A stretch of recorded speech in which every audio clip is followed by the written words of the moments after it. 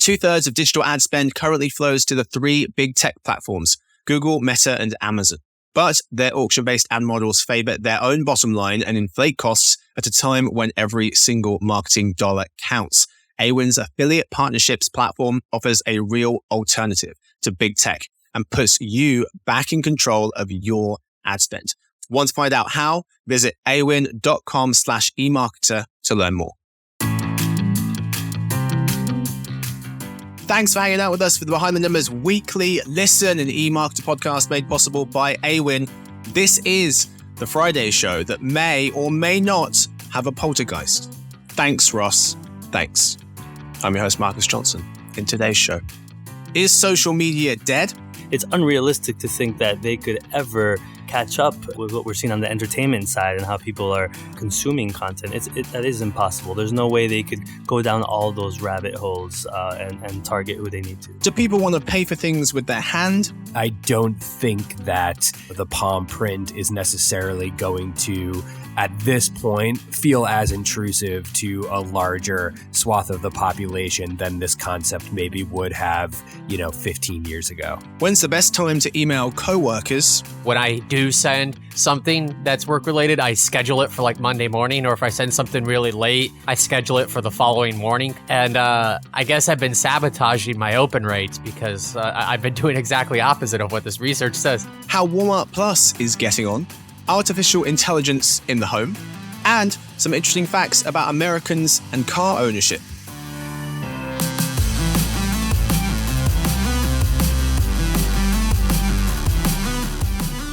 Join me for this episode. We have three people. Let's meet them. We start with one of our directors of forecasting based out of New York. It's Oscar Orozco. Hello, everybody. Hey, fella. We're also joined by one of our senior analysts on the digital advertising and media team based just north of the city. In New York, it's Ross Benish. Hey, Marcus. Hey, fella. And finally, we have one of our senior analysts on the retail and e-commerce team, also based out of New York, more central. It's Blake Drosh. Hello, everyone. Actually, Hey, technically, Ross is more central to New York State. I'm south of Ross. Or more central to the city. Yeah, it wasn't specific. Oh, okay. I'm very central to the city. Thank you for clarifying that. Now we've got that out of the way. Just don't give them the GPS coordinates of where we are. That's all. Very private guy. Yeah, they would trash your house, Oscar. At the very least, they would protest outside. I'd lead it. What do we have in store for you? Well, story of the week. We're talking about whether social media is dead. What's next? If it is gone already, we then move to the game of the week, where our three panelists will go head to head, give us the best takeaways they can from the four stories we have for you to win the championship belt, and then dinner party data. We talk about some random trivia. We start with the story of the week.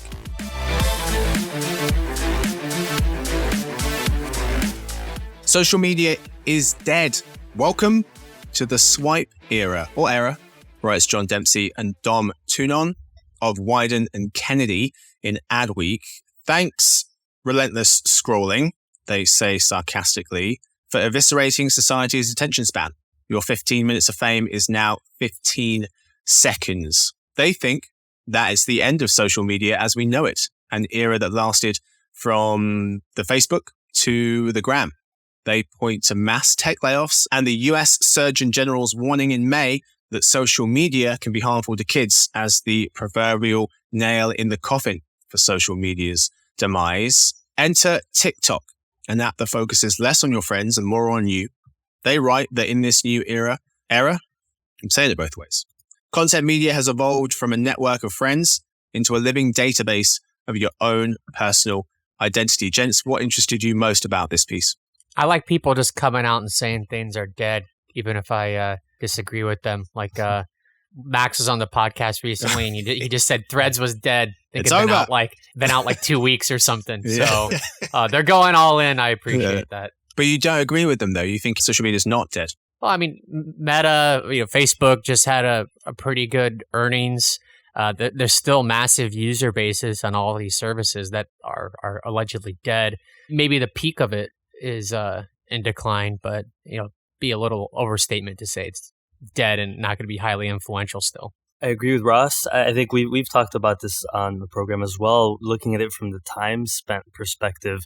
the pandemic really, pushed the time. I mean, I was going to say minutes, more like hours and hours of people spending time with social media. And we would definitely have tracked a slowdown and kind of maybe a peak being hit. It's a bit unclear where it'll go in the next couple of years. I think maybe video on social, there is a limit. We used to say maybe it won't be, 100% of social time will be video. That's not the case. I think we're seeing a slowdown there. But for it to be dead, completely done, I don't agree with that. I guess they're saying that version of social, whatever you want to call it. So for instance, they talk about this kind of evolution of social media. Social networking came first, Facebook, things like that. Social media, YouTube was next. Social audio was briefly here, Clubhouse. Social entertainment is what we've kind of got now with TikTok. And so I guess they're saying that the idea of social media in its older form, in its form which relied more on conversations with friends and looking more of content about the people that you knew, is gone. Blake, do you agree? Yeah, I agree. I mean, I don't think that really has been the case. That's been the case for a while, just sort of this slow fragmentation between, social media and social entertainment. What I found most interesting about this article, or I guess what I disagreed with most about this article, was, it goes into this whole conversation about how algorithm-driven content feeds are going to, revolutionize the way that we consume content. And I do think that's certainly true, but it's not, just TikTok. I think all, feeds at this point are algorithm-driven. TikTok just seems to be the best and most innovative at it right now. But it then goes into a lot about how, what this is going to mean for, our industry. But I think, the playbook for effective marketing is going to change very little when it's social media or sort of this midway point when you have, the fragmentation of media, social and media that's entertainment driven. But just to quote the article, they wrote, "To communicate effectively in this new era, brands must speak truth to more specific audiences in a language they understand, sharing artifacts and beliefs that create a unified respect of the culture we share." So basically, they're just saying, you need to know your audience, you need to communicate in a colloquial way, and you need to be authentic. And that's really always been the key to good marketing. And, some do it well, but most people fail at it. And I don't think that, much is going to change other than the fact that, these algorithm-driven feeds are going to increase the time spent on these platforms, which means more time to serve users ads, but it's going to mean less time to keep their attention. So the key is not necessarily going to be more authenticity. It's going to be creativity that captures immediate attention and that is memorable. Yeah, I think it's also as you said, not a lot is changing, but it's the right campaign. I think the article is referring to a cause, a message, but to me, how that's transmitted has always been kind of secondary, and that's still the case in this, algorithm-driven world we live in. I still think that is secondary. I think it does always boil down to finding the right person with the right message. And they refer to a brand kind of having that identity with the cause, which I think has always been the case. And I think that's what they're all looking for, but it's easier said than done. That's for sure. The sentence that jumped out to me, or the section talks about how we can basically find whatever we want, whenever we want. And the sentence went, "Cultural zeitgeist, as we know it, faces an existential threat. Shared monoculture is splintering into a bazillion algorithmically curated subcultures. Identity is no longer confined to where people live or what your in real life circle is talking about at the lunch table. You can now obsess over anything you want, wherever, whenever, however you want." And so that's true. But is that a good thing? Because yes, you can consume anything you want, but with no one, because the chances of someone else seeing the same video as you or the piece of content as you are so slim versus the chances of you guys all seeing the Barbie movie or Oppenheimer or something that is a shared kind of cultural experience or watching the Super Bowl, that spurs and generates conversation.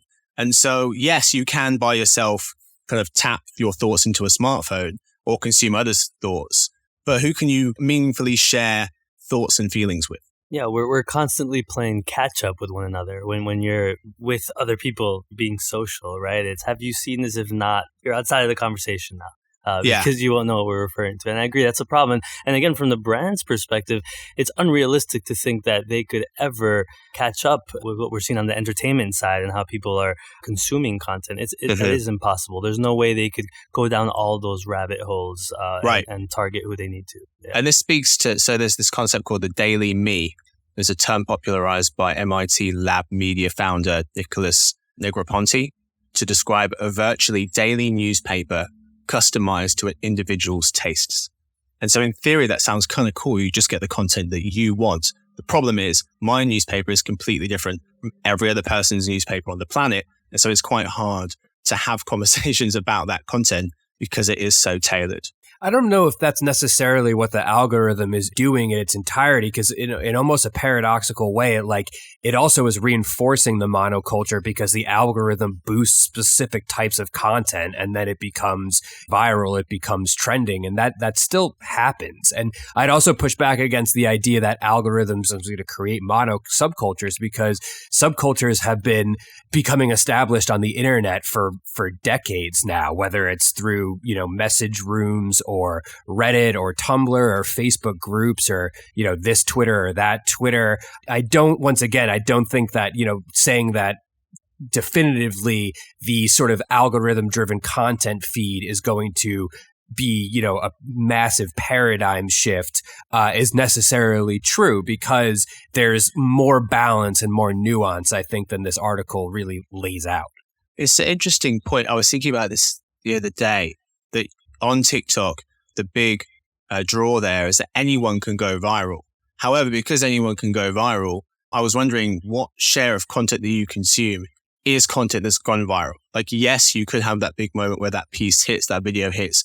There's a 15-second video of the content that you consume. What share of it has been consumed by the masses?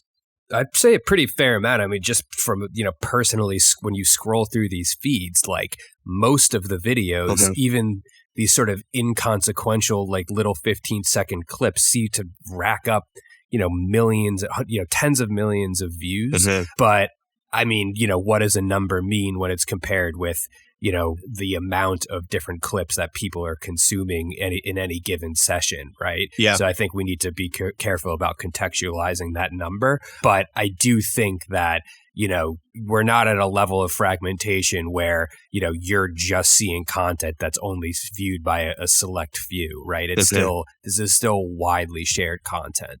Let's end with this stat, going back to this idea that social media is dead. Welcome to the swipe era. There was some data from Comscore noting that in 2019, Americans spent a similar share of their internet time. Of all their internet time, they spent a similar share on social media and a similar share on entertainment, about 23% for each of those buckets. Today, entertainment share has swollen to 29% as social media's time has shrunk to 15%, opening up a 14-point gap. Now, what is within that entertainment bucket? Could be games, could be video, but just this idea that entertainment is growing and social media is shrinking, at least in its traditional form. And this is, I think one stat to show that trend, that social media is becoming maybe arguably less social and more entertainment focused.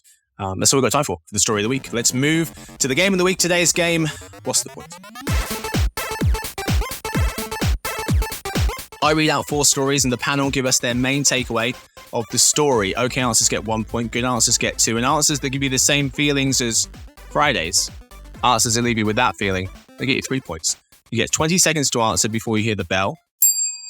It's a technical foul and minus 2 points if you drone on.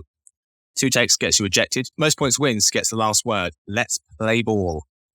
We start with Ross for round 1. Paying with your palm is here. Amazon will roll out its Amazon One biometric payments technology to all its Whole Foods market locations by the end of the year, writes our senior retail analyst, Zach Stambor. Amazon says the palm reading technology has been used over 3 million times across the roughly 400 stores, including 200 Whole Foods locations. But Ross, paying with your palm is here. What's the point? To reduce friction for buying things. These companies like Amazon just want to make it easier for you to continue to buy stuff that you don't need. You used to go from cash to a credit card, and then the chip became a tap. Now, if you just touch it, you're going to just go crazy when you shop. Oscar, For me, it's that it's not as futuristic as it might sound. It's a technology I think a lot of consumers are familiar with, right? When you lock your phone in and out of your phone with a fingerprint or a face scan or something like this. So call me a believer on this. I think it's really powerful. There was a chart in the article that showed that this was preferred over things like PIN codes and these multi-factor authentication services, which I think are really annoying. So again, call me a believer. I also think it can help as a Whole Foods shopper. It takes so long to scan your Prime membership. If this is as seamless as they say, it's a great idea. Yeah, that chart Oscar's referring to January payments and Intersect survey. Interesting data. Biometrics, the most preferred option for authentication, followed by multi-factor authentication, code sent to your phone, and then PIN codes. Yeah, that was an interesting one. Oscar, Blake, what do you think, mate? Yeah, I also agree. I think that this is going to resonate, particularly with Whole Foods shoppers who tend to be younger, more urban and suburban, millennials tend to be a little bit more open to trying new technology. Plus, Amazon already knows everything about you anyways if you're a Prime member / Whole Foods shopper. I don't think that the palm print is necessarily going to, at this point, feel as intrusive to a larger swath of the population than this concept maybe would have, 15 years ago. Very nice, gents. We move to round 2. We start with Oscar. When's the best time to email coworkers? Sunday afternoon, apparently, according to new research from Axios HQ. Emily Price of Fast Company notes that the study found company emails sent from 3 to 6 p.m. on Sunday had the highest average open rate, 94%. The next highest was Sunday from 6 to 9 p.m. with an open rate of 86%. Emails sent in the mornings at the start of the week were more likely to get opened as well. But Oscar, when's the best time to email coworkers? What's the point? This research wasn't entirely surprising to me. I'm one of those. I like getting kind of the week started, even just checking my email for 5 minutes on a Sunday night, making sure I'm ready for Monday morning, that I'm not missing something. So it's not surprising to me that others do that. What was most shocking to me, though, was that the open rates were much higher from 3 to 6 a.m. during the work week than any other time, aside from obviously some of the core hours during the work week. But 3 to 6 a.m., I don't understand why anyone would be up emailing at that time. I actually think that's inappropriate, not so much the Sunday emails. Blake. Yeah, I'm not surprised that, Sunday emails are the most effective. I mean, I think it'd be more effective to, show up at your employee's door on a Sunday. It doesn't mean you should do it. I think that, there are certain people who we all have like our emails set up to their phone. And if I'm, trying to enjoy my Sunday and someone sends me an email and I unintentionally see it and then all of a sudden I'm thinking about work, that's not exactly an experience that I appreciate having. If it's urgent, but it doesn't mean I'm going to get to it. No, sorry. Did I mention I'm directing this answer explicitly at Marcus? Stop emailing me on the weekend. Okay, fine. To do this show. He emails me between 3 and 6 a.m. on weekdays, actually. Yeah, he says it's because he's, quote, in the UK, but we all know that's nonsense. I'm finished. Thank goodness. Ross. I've been doing this all wrong because I don't like to read emails on the weekend or do stuff that's work related. So when I do send something that's work related, I schedule it for like Monday morning, or if I send something really late, I schedule it for the following morning because Gmail has that nice little scheduling feature. Yeah. And I guess I've been sabotaging my open rates because I've been doing exactly opposite of what this research says. Why Sunday? Why does Sunday work so well? Well, the article noting less competition from other emails, and also hybrids. Work is a thing now, so people adopting more flexible work hours. Folks like Oscar, who may check their work emails on the weekend because maybe they had to take a few hours during the week to run an errand or something. Also interesting from the survey, people don't like it, but they will respond. Apart from Melissa or Blake, a 2022 Sky Nova survey found that 2/3 of employees think it should be illegal for employers to contact them outside of work hours, like it is in Germany in some instances. But the exact same share of people, 2/3, said they would always answer when contacted outside of work hours. Did they not mention that the number one reason is probably because if you email someone on a Sunday, they're going to think it's an emergency and it needs to urgently be handled? Yeah. Or that seems like the most with, logical explanation. Yeah. Well, you just can't wait to reply to the person and say, for the love of God, leave me alone, Marcus. The halfway mark. Oscar is out in front with 5 points. Blake and Ross tied with 4 apiece. We move to round 3. We start with Blake.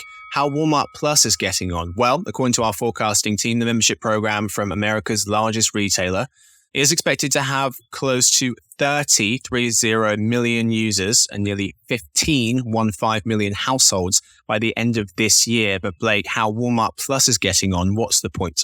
Yeah, I think Walmart has made a couple of really good decisions in terms of making that their Walmart Plus membership, which was sort of primarily launched as a rival to Prime geared towards e-commerce, but a lot of the benefits they've enrolled are directly appealing to their massive in-store audience, mainly the fact that there's now a rewards points or cash back feature that is applicable both in-store and online. And Walmart's biggest advantage is the fact that they have this massive in-store audience. Their e-commerce audience is comparably smaller. So what they're doing is using Walmart Plus to hopefully, bridge the gap and get some of their more in-store loyalists to sign up and then eventually start using the service to shop online more often. So I think that's the winning solution for them. And I think it has to do with a lot of its success so far. Ross. This brings to mind the stories that you used to hear like 10 years ago about Walmart's killing small towns. Lately you hear about like Amazon and other of the FANG companies and how they're going to, control the world. But it wasn't long ago that Walmart was the company that people feared, at least in small towns throughout the country. And I don't think about it a whole lot because there's not a lot of them in metropolitan New York, but it's still a huge force that generates a ton of revenue. And it's not surprising to me that they have an online service that's, going to hit 30 million users this year. Oscar. Call me a bit of a pessimist about sort of the long-term viability. And let me explain why. I mean, Blake, you said it. This was launched as a competitor for Prime. But I looked into this a little bit. So Walmart Plus was launched in September 2020, and Prime has been around for 15 years before that. It was in 2005. So my question is, the CFO, John Rainey, said it was still in its beginning stages of building it out. Why it has taken so long? It's definitely not exactly the same type of program as Blake explained.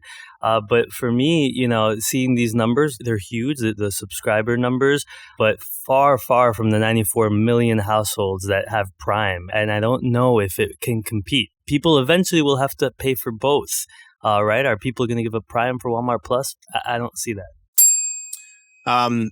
Yeah. Oscar, you made this point. Prime is still way ahead. 6 times as many Prime households as Walmart Plus ones in the US. Let's move to our final round. Double points round 4. Blake has drawn even with Oscar, 7 apiece. Ross just behind with 6 all to play for. We start with Ross for round 4. Amazon wants Alexa to bring AI into the home, points out Ina Fried of Axios. They note that these devices open the door for generative AI queries that not only answer questions, but act. Writing, for example, you could imagine, say, being able to tell a voice assistant, I'm going on vacation for a week. Please set my devices to make sure the house is safe and we aren't using more electricity than necessary. But Ross, Amazon wanting Alexa to bring AI into the home, what's the point? Well, Amazon's just going to control every part of your life soon. I mean, we already talked about the fingerprints earlier. Now they're bringing generative AI in the home. So I just hope they soon have a service that will help me like clean up dog feces in the backyard, and then I'll be really good to go. Oscar. Oh gosh, tough to follow that up. Well, I think it's a great idea. But Ross has dogs, by the way, not just awful neighbors. Okay, he has pets. All right, sorry, go on, Oscar. No, that I think it's a great idea. Maybe I'm just a sucker for things like this. What's most interesting to me when we think of these AI queries right now, it's mainly text-based, sometimes images, but they mention in the article, that these Alexa devices have cameras and microphones, and I think querying can be much more dynamic. So I think maybe it's a curiosity thing, but I'm interested to see how this ties into other devices, that interconnectivity in the household can be achieved here. So very curious to see how this plays out. Blake?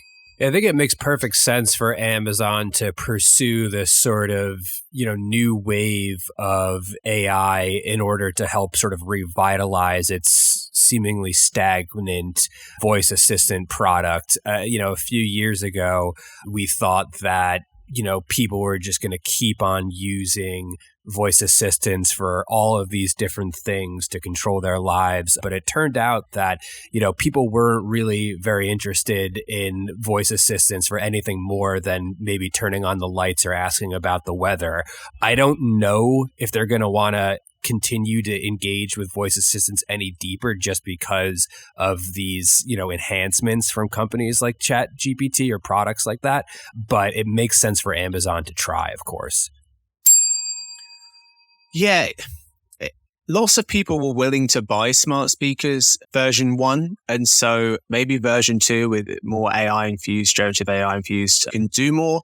Maybe they offer folks more. Maybe they bring the connected home more to life. But if 68 million Americans have Echo devices, according to our forecasts, how many use them often is another question entirely, versus them sitting either unplugged or plugged in, but no one really talking to them.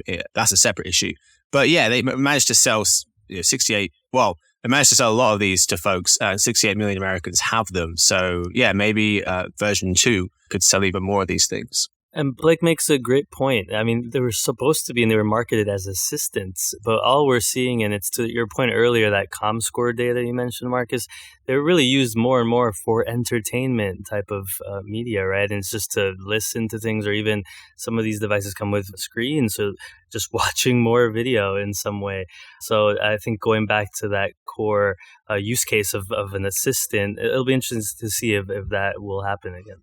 I also think they maybe haven't found their perfect form factor, because I think like things like the Echo Show, where you've got the smart speaker, but it's also got the screen. I think a lot of the time you want some accompanying visuals when you ask a question. When you ask the weather, you kind of want to see it too.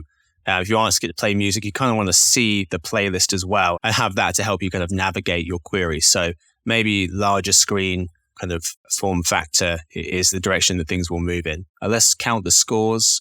At the end of the game of the week, this week's winner, Blake, is this week's winner of the game of the week with 11 points. Oscar with 9, Ross at 8. Congratulations to Blake. Championship belt. Last word. I was going to pull a reverse and give you a penalty for that really long explanation at the end there, Marcus. Ooh. That was well over 30 seconds, but I had a feeling it was going to hinder loses the game of the week. My chances of winning the game. So Oscar I was going to wait till after I won to give you the penalization for going just way over time. Sorry. I'll take the W. Sorry, Blake. Oscar, congratulations. Any last words? That sounded threatening. Blake, okay? Didn't mean it that way. Take it. But do you have a last word? I already said my last word. That was the last word. Explanations were long. Let's keep it tight. Time well spent. Fantastic. Moving on. Dinner party data.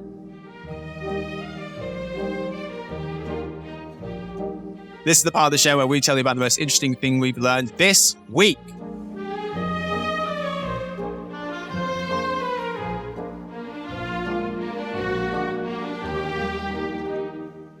We start with Blake, because we have to. This is some data that I found on the website Thrillist, which looks like they used some sort of search data. I clearly did not vet this information. Looks like some sort of combination of a consumer survey and search data to find the most popular vacation destinations by state. So I was looking at my home state of New York, and the most popular destination, domestic destination for New York travelers is Miami, and the most popular international location for New York travelers is France. London.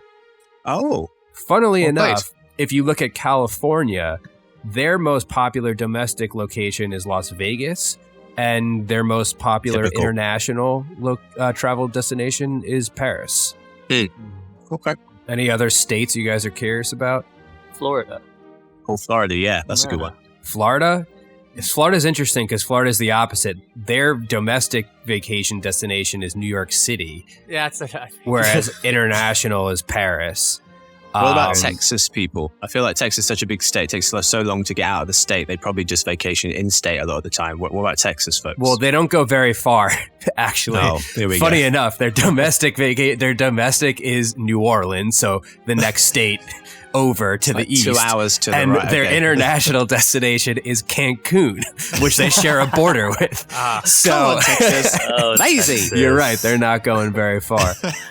Big Amazing. state, I Actually, guess. Ross, maybe you can lend some insights into this because I'm looking at Nebraska. For domestic, it's Denver, so that makes sense. But Havana is there internet? Is there a large Cuban population in Nebraska? Not that I'm aware of. I just Nebraskans probably seldomly leave the state, so the sample size of international travelers is small, and then like one 10. large family goes to Cuba, and Right, that's their so it was survey. like a church humanitarian group that just went to Cuba a few years ago. Very Makes good, sense to very me. good. Let's move to Oscar. Oh, that was good. All right. Well, I found a really, really interesting study from Dentsu, which was very timely for me because we were covering this here very recently, looking essentially at our ad spending estimates versus our time spent with media estimates, and looking kind of at overrepresented media types. So value really for advertisers there. Actually, Ethan Kramer Flood, he's on the podcast a lot. He wrote a great report on it, so check it out. But what the Dentsu study corroborated, what it looked at, was that audio advertising across 3 major formats, it found that it performed better than video in grabbing attention and generating brand recall. So really interesting study. The respondents were exposed to listening environments similar to their native audio experiences. So listening to, it would be radio, podcasts, ad-supported streaming, all types. So digital and non-digital. And then they took a look at this survey to gauge ad recall and brand choice uplift compared to a different sort of controlled group. So really interesting there. What they found, a couple of things. 41% of audio ads generated correct brand recall in these follow-up surveys compared to 38%, which was the norm for all other advertising, mainly video. Another interesting data point was audio advertising produced average attentive seconds of over 10,000 per 1,000 impressions, and that was more than 50% higher than the 6,500 in Dentsu's database for other formats like video. Lastly, podcasts, Marcus, measured across Odyssey, Cumulus Media, Spotify, drove the highest attentive seconds per 1,000 impressions compared to every other media type. So this was anything digital, social, even TV benchmarks that they looked at. So podcasts. So we know video still rules the ad budgets. That's where a lot of money's going. But it's interesting to see this on the audio side because we also think a lot about multitasking when we talk about audio ads and how, that could potentially be a problem. But the study seems to show that that's just a common misconception at this point. So it's definitely an undervalued media type. Oscar, this is the non-work related segment. What the hell are you doing? Really? I'm not supposed to talk about that? No, of course you're not. Oh, no. Sometimes I feel like others do, and I'm like, why am I talking about my intermittent fasting here? We'll cut this out. No, we'll cut this out. Maybe you could say something about your favorite pancake toppings or something. I thought this was so interesting. I was reading. Yeah, it was. this I'm from just my kidding. It was industry. interesting. We'll let it stand. I could do something else if you want. No, it's fine. It's fine. But just for the record, this is the type of dinner party data that a Sunday emailer would bring. Okay. Got it. That was good. That was interesting. Ross, you're up. So this weekend, It's Bud not a tough Crawford- act to follow, so you should be fine. Oh yeah, that's the type of acts I like to follow. Oh, gosh. No one wants to go on after like Cut Jimi mine at Hendrix the had- end. Jeez. No one's listening. So this weekend, Bud Crawford, he's a boxer, became the undisputed welterweight champ. He is now 40-0 with 31 knockouts. and he owns like, or I guess he carries, I don't know what the correct term is for this, I'm not a huge boxing fan, but he has all the belts. He has the WBO belt, the IBF belt, the WBA, and the WBC belt. He's changed weight classes like 3 times. Nobody could beat this man. So, boxing isn't like nearly as popular as it was back when there was the Thrilla in Manila, or even when like Mike Tyson was boxing in the 90s. But there is still greatness in the sport from Bud Crawford, who just happens to be from Omaha. Oh, convenient. Yeah. Maybe bring Mayweather back to fight him, because then someone's got to please register a loss. Please no. Yeah, I think they're different weight classes, but I suspect Mayweather would dodge it. Yeah. That's what he does. 40-0, not bad. All right, who's up? Is everyone? Me. Yeah. All right, Americans' car ownership. So I've got 4 stats for you. The first one, with regards to US vehicle production. So what kind of cars is America churning out and what people are buying? Well, in 1975, sedans and wagons, sedan being just a typical car. If you were to draw a car, it would be a sedan. And wagons combined for 81% of car production, including SUVs. That's all wrapped up in this. So 81% of cars were, or vehicles were sedans and wagons. Today, it's 31%. This is from a Visual Capitalist piece. So it went from 81% in 75 to 31% today, that bucket of cars, sedans and wagons. Over that time, truck SUVs went from 2% share to nearly 40%, becoming the most popular vehicle category in the US. So truck SUVs have nearly 40% share, sedans and wagons, that 31% I mentioned, pickups and car SUVs, it's a different category, have about 13% each. Minivans and vans have 3%. So that's the makeup of cars. How many cars do American households have each? According to the US Census Bureau, most US households, 92% had at least one vehicle in 2021. 37% had 2. I thought that was quite low. 37% had 2 and just 22% had 3 or more. So that's how many cars people have. What's the most popular car in America? Any guesses? Prius. Make and model? Nope. Toyota Corolla. Ford. No. There are 2 Toyotas in the top 5 though. Honda Civic. Acura. No, I said there are 2 Toyotas in the top 5 and you went with a completely different brand. I'm going for number 1. Oh, okay, fair enough. No, it's in 5th place is the Camry, Toyota. 4th place is the RAV4, also Toyota. Ram pickup is 3rd. Chevy Silverado is 2nd. And the Ford F-Series is number 1. Tesla, interestingly enough, they broke into the top 10 for the first time, according to Motor Intelligence, coming in 6th with the Model Y. And finally, Americans' favorite car color, according to Forbes Advisor, is? Red. Red is 6th. Blue Maybe is 5th. blue. Okay. Black. Black is 2nd. White? And white is 1st, yeah. 26% say white, 22% say black. Gray, 18%. So if you count up white, black, gray, silver, blue, and red, you account for 96% of the most popular car colors. Humans are so boring. It's awful. I'm surprised. Are you guys surprised that more cars don't have like vinyl wraps? Like if you're a Mets fan, Lakers fan, Bulls fan, or if you maybe have a business and you just want to promote the business, or maybe we should get a wrap on a car for the podcast. Get a little free marketing. But I'm surprised more people don't have things plastered on their cars to reflect their fandom or their interest. I'm surprised too, given how obnoxious people are. Yeah, that's exactly it. I mean, you see some weird license plates and whatnot, but yeah, maybe because you're driving around, you'll run into thousands of people a day, and it's kind of not private. Like too much information. It would be a lot. Ross, if you could pick one wrestler to have plastered all over your car, who you pick it? Oh, Stone Cold. Of course. Ross wins the game of the week, and the week you That's listen the to bottom this entirely. line. Oh, well played. Oh. Keep it coming. That's what we've got time for this episode. Thank you so much to my guests. Thank you to Ross. Thanks, Marcus. Thank you to Oscar. Thanks for having me. And thank you to this week's winner of the game of the week, Blake. Always a pleasure. Thank you to Victoria, who edits the show, James, who copy edits it, and Stuart, who runs the team. Thanks to everyone for listening in. We'll see you guys on Monday, hopefully, for the Behind the Numbers Daily. It's an eMarketer podcast made possible by Awin. Happy weekends.